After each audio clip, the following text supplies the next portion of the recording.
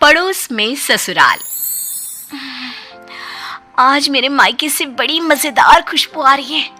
लगता है भाभी या मम्मी कुछ बढ़िया बना रही हैं। चलो जाकर देखती हूँ और लगे हाथ खाकर भी आ जाऊंगी। मायरा घर से बाहर निकलने ही वाली होती है कि पीछे से उसकी सास आ जाती है। ओ मैडम, कहाँ निकली आपकी सवारी? हैं? माँ जी, दरअसल वो ना आज मायके में भाभी को थोड़ा सा पेट दर्द हो गया है। बस वही तो एक अच्छी ननद होने का फर्ज निभाते हुए उनका हाल चाल पूछने जा रही हूँ मैं। कोई जरूरत नहीं है। रोज तेरे मायके में किसी न किसी की तबीयत खराब हो ही जाती है और रोज तू फुदक के चली जाती है। हमारी ही अकल पर पत्थर पड़े थे जो पड़ोस की लड़की को ही बहू बना लिया। अब आपका मायका 100 किलोमीटर दूर है, उसमें मेरा क्या कसूर? आपका खाना बना दिया है, आटा भी गूंद दिया है, गर्मा गर्म फुलकी बनाकर खा लेना ना आप। ये है मयूरा, जिसका मायका और ससुराल दोनों भी आस पड़ोस में 2 मिनट की दूरी पर है, जिसका पूरा पूरा फायदा उठाते हुए मयूरा हर दिन मायके के चक्कर लगाती रहती है। हेलो मम्मी, हाय भाभी, क्या बात है? आज तो बड़े ही शाही और लजीज पकवान बने जा रहे हैं। कोई दावत शावत है क्या आज हमारे घर पर? खुशबू आई नहीं कि चली आ गई महारानी चींटियों की तरह सूंघती हुई। अरे बेटा, तेरे भाई का प्रमोशन हो गया है, इसी खुशी में उसके मनपसंद पकवान बना रहे हैं। बस आ जाती तू भी, दामाद जी और समधी समदन जी को भी न्योता दे दे। पर मम्मी जी, हमें थोड़ी ना पता था कि ये सब आएंगे। मैंने तो वैसे भी खाना कम ही बनाया है। क्या भाभी, अब आपको ये तो पता है कि मेरा ससुराल पड़ोस में ही है, और आपको तो मैंने कह कर रखा है ना कि मेरे 2 एक्स्ट्रा फुलके सेक कर रख दिया करो। मुझे मम्मी के हाथ की बनी सब्जियां कितनी पसंद है। आई बड़ी महारानी। ऐसे ही मयूरा आधा दिन अपने ससुराल में और आधा दिन अपने मायके में गुजारती रहती। एक दिन सुबह नाश्ते के दौरान मयूरा के ससुर धनराज और पति श्लोक, अरे मयूरा, ये क्या? ये पराठा तो आधा कच्चा है और मेरा पराठा तो कुछ ज्यादा ही एक्स्ट्रा पक गया, जो जल गया है। कोयले से भी काला हो गया। ये तो होगा भी क्यों नहीं। ये करम जली सुबह सारा काम ऐसे ही फटाफट गड़बड़ी में जैसे तैसे निपटाकर अपने मायके भाग जाती है। इससे क्या फर्क पड़ता है? सास को अगर चक्कर आ गए दिन दहाड़े, तब कौन आएगा बचाने? ओ कम ऑन माँ जी, चक्कर, और वो भी आपको? दिन भर आप हर आधे घंटे में कुछ न कुछ खाती रहती हो और फिर भी मुझे ताने कस रही हो। Very bad. तो तू कौन सी गुड है, हैं? आई बड़ी। वहां मायके के घर में वंदना अपने पति यानी मयूरा के भाई गोपाल से कहती है, गोपाल, तुम ना तुम्हारी प्यारी बहन को समझा कर रखो। अरे तीज त्योहार, रक्षाबंधन, दीपावली, इन सब पे अपने मायके आए तो ठीक लगता है, लेकिन ये मैडम, ये तो रोज ही चली आती है मुंह उठाए। अरे सोचिए मम्मी जी, अगर मैं भी रोज इस तरह अपने मायके जाऊं तो आपको ये सही लगेगा? नहीं ना? फिर वंदना सही कह रही है मम्मी, जरा इस बात पर गौर फरमाइए। हाँ बेटा, मुझे पता है। उस दिन तो गली की औरतें भी सब्जी वाले के यहाँ गप्पे लड़ाती हुए बातें बना रही थी कि मयूरा तो दिन भर सिर्फ अपने मायके में ही रहती है। आज उसे आने दो, मीठे बोल से ही समझाऊंगी, समझ जाएगी वो। फिर जब मयूरा मायके आती है तो, मम्मी, आपको तो कोई दिक्कत नहीं है ना मेरे इस तरह आपसे मिलने यहाँ आने से? ये देख सरोज का मन ममता के मुंह में आ जाता है। ना बेटी ना, तू ऐसा क्यों सोच रही है और तेरी आंखें नम क्यों है? तू क्यों रो रही है बेटा? समदन जी ने कुछ कहा है क्या? उफ़ो, ये मम्मी जी भी ना, उन्होंने एक आंसू गिराया नहीं कि पिघल गई। नहीं मम्मी, किसी ने कुछ नहीं कहा, बस आज आपकी बहुत याद आ गई।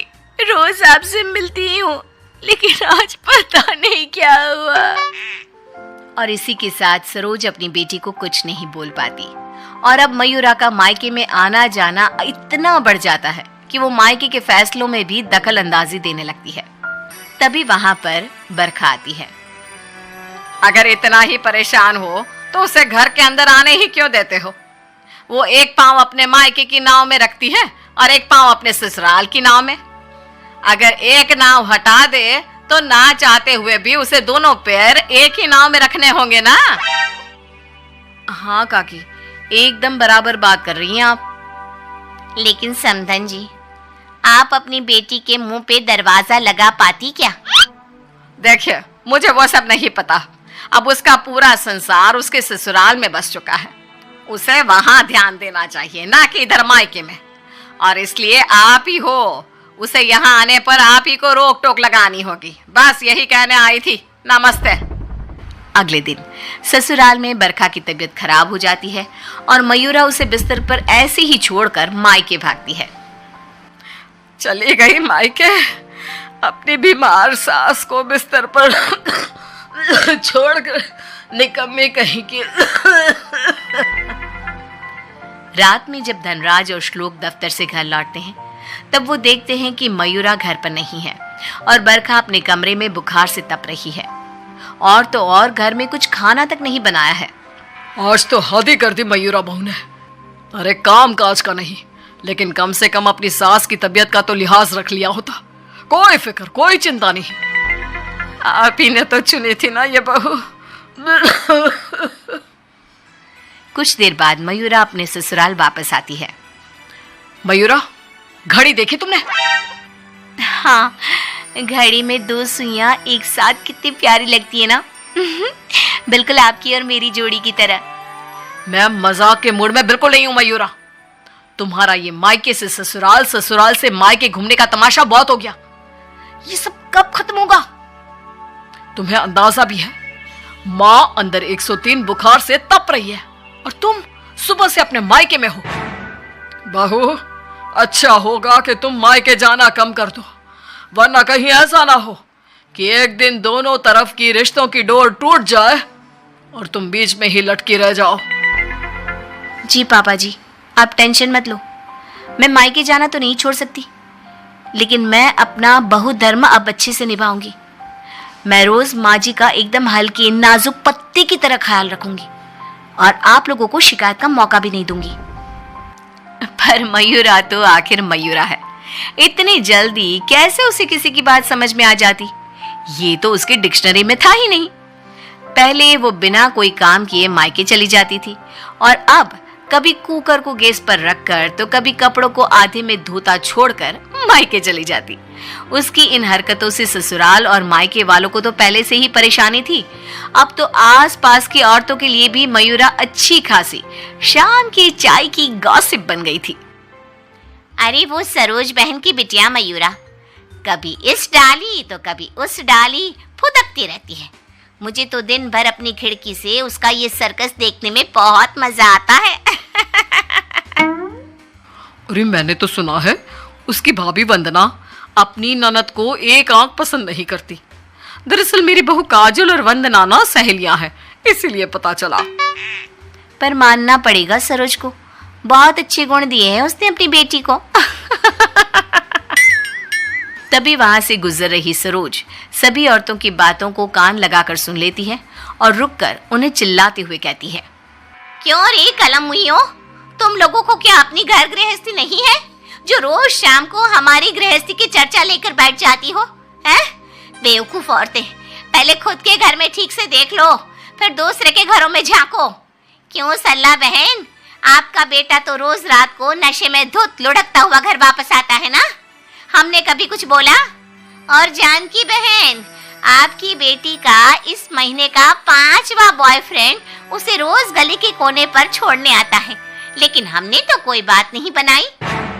इतना बोलकर सरोज वहां से चली जाती है, लेकिन अब पानी सर के ऊपर जा चुका था और थक हार कर परेशान होकर दोनों परिवार वाले आपस में एक साथ मिलकर मयूरा के बारे में बात करते हैं। श्लोक, हमने बहुत बार कोशिश की कि हम मयूरा को रोके मायके आने से, लेकिन वो इतनी ढीठ है कि हमारी बातों को कान के पीछे ही डाले जा रही है। अब पता नहीं वो ये सब जानबूझकर कर रही है या फिर सच में। समधन जी, समधी जी, अब जो भी हल निकालना है आप ही निकाल सकते हैं। दामाद जी कुछ तो कीजिए। कुछ तो आपको करना चाहिए था सरोज जी। अरे बरखा, जैसे हम बहू को रस्सी से बांध कर नहीं रख सकते, वैसे ही एक माँ होने के नाते सरोज जी भी मयूरा को मायके में प्रवेश करने से नहीं रोक सकती। अरे उसने पूरा बचपन बिताया है वहां पर। लेकिन अब नहीं, अब तो इस सब का एक ही रास्ता है। जो काम मैंने 1 साल पहले नहीं किया था वो मैं अब करूंगा। ऐसा क्या कर लेगा तू बेटा? मुझे कंपनी की तरफ से चिरौलीपुरा में ट्रांसफर लेटर दिया गया था, वो भी दुगनी सैलरी के बेसिस पर। लेकिन 1 साल पहले आई इस ऑफर को मैंने मयूरा की खुशियों के लिए ठुकरा दिया था, क्योंकि अगर हम यहाँ से कहीं और जाकर शिफ्ट हो गए तो वो अपने मायके को मिस करेगी।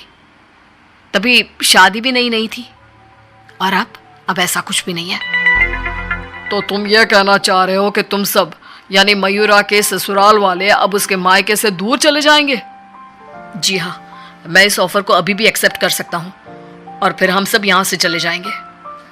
अब हम और कर भी क्या सकते हैं? अगर मयूरा को अपने मायके जाने से रोकना है तो बेहतर यही होगा कि उसके पड़ोस के ससुराल को दूर ले जाए और उसके ससुराल वाले ही अलग जाकर रहे, जिससे वो रोज अपने मायके नहीं जा पाएगी।